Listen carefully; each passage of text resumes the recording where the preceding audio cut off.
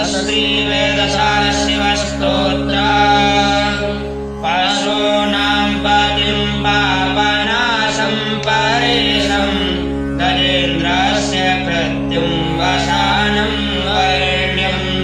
जटाजूटमध्ये स्फुरन्ताङ्गवारिं महादेवमेकं स्मरामि स्मरामि महेशं सुरेशं सुरारातिनाशं विभुं विश्वनाथं विभूत्यं वभूषं विरूपाक्षमिन्द्वरकवन्नेत्रिनेत्रं सदानन्दमीडे प्रभुं पञ्चवक्त्रं गिरीशं गणेशं गले नीलवर्णं गवेन्द्राधिरूढं गुणातीतरूपं भवं भास्वरं भस्मनाभूषिताङ्गं भवानीकलत्रं भजे पञ्चवक्त्रं शिवाकान्तशम्भो शशाङ्काधमौले महेशानशूलिं जटाजूटधारिन् त्वमेको जगद्व्यापको विश्वरूपा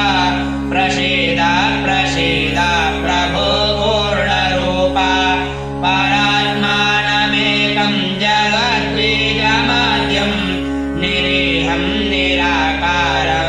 निराकारमोङ्कारवेद्यं यतो जायते पाल्यते येन विश्वं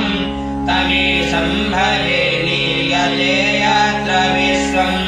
न भूमिर्न चापो न वह्निर्न वायो न काकाशमास्ते न तन्त्रा न निद्रा न चोष्णं न शीतं न दिशो न वेशो न यस्यास्ति मूर्तिं त्रिमूर्तिं तमीडे अजं शाश्वतं कारणं कारणानां शिवं केवलं भासकं भासकानां तुरीयन्तमापरमाद्यन्तहीनं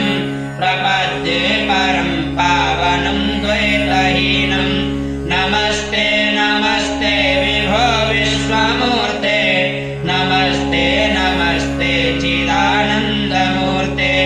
नमस्ते नमस्ते तपोयोगगम्य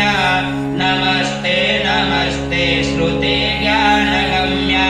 प्रभो शूलपाणे विभो विश्वनाथ महादेव शम्भो महेशा त्रिनेत्रा शिवाकान्त शान्त स्मरारे पुरारे त्वदन्ये वरेण्यो